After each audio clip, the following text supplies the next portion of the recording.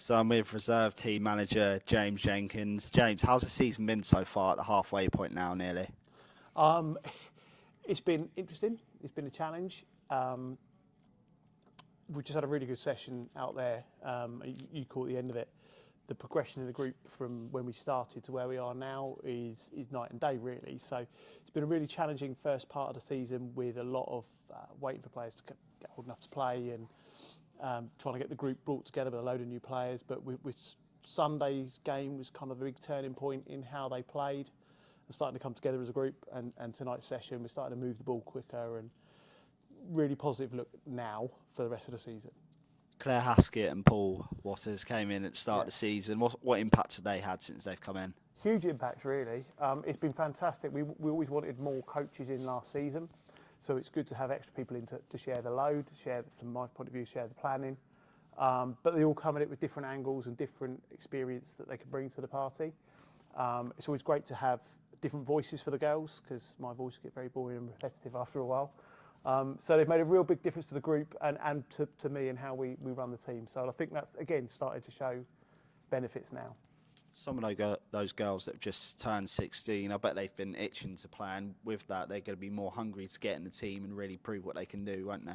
Yeah, they are. Like I say, they've had a very stop-start beginning to their career, really, because they all sort of turned 16 2 months into the season, and they've been training really well for 2 months, up to that, and they all got and played their debuts, and straight away we lost two of them back for another 2 weeks due to some injuries. So a bit stop-start, but they're desperate to get playing, and when we got them all out on the pitch properly for the first time on Sunday, the difference they made to the group, they're really, really exciting young players. It's great to have them around. There's obviously no game on Sunday. I know you've tried getting a friendly lined up. Is that going to be a good time to reset the batteries and go again for the... I think so, yeah. I was torn originally, really, because we're just starting to build momentum and we want to try and get game after game. But we're carrying a few niggles, and it maybe is a good option to get a few players rested, get a few of them in with the first team to get some experiences training in with that lot on Sunday, and we go again, build up next week to go away and play going on? Bridgewater. Going on to players that have been in around the first team, so we've had Amy Chiddle. She's made her debut a few weeks back. Is she one of those role models now? I know she's one of the younger ones, but are some of even the older players looking up to her and going, I want to do that. I want to play for the first. Yeah, I think so. I think last season we probably didn't get enough players coming through into the first team setup, but Amy was one who came in last year, and we identified as someone who could make that step up in time, and we had her in a few training sessions. So this year's been a natural progression for Amy to build her on and get her in and play some minutes with the first team, which is excellent. But it's proving the pathway is there, and it's great then to see the young ones coming in and some of the old ones as well, as you say, looking at okay, well that is now possible. We can see that pathway's open, so it's great to have something like that.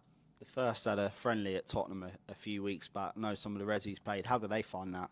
Yeah, they really enjoyed it. It was a great experience, and to be honest, they didn't look massively out of their depth or anything like that. Obviously, it was more step up in physicality, more step up in speed, but the first team players around them helped them acclimatise to that.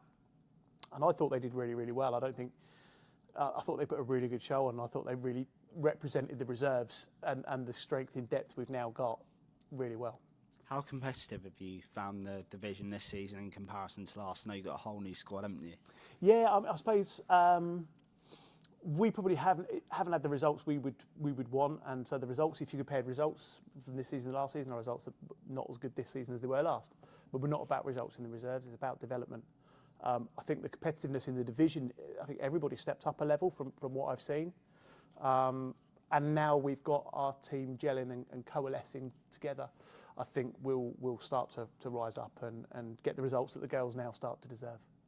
Finally, what are the ambitions for the season? Is it just put in as many good performances as you can? Or obviously, I know you want to get results as well. What's it like trying to balance those two factors? It's really difficult. I think with on the reserve side, you tempered everything with the development of players, and that is the primary focus that we've got. So for me, the target at the end of the year is to get as many players as possible to have first team minutes. Aside from that, as a team, we want to win games of football. So after Christmas, the league will separate and go into two new divisions. So we've always targeted, really, knowing how difficult our start of the season was going to be, we've always targeted this second part of the season to be the one where we want to really push on.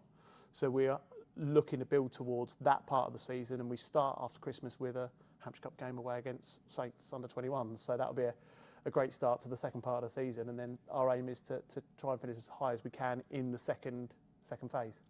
Thank you for your time, James. Good luck for the rest of the season. Good, thank you.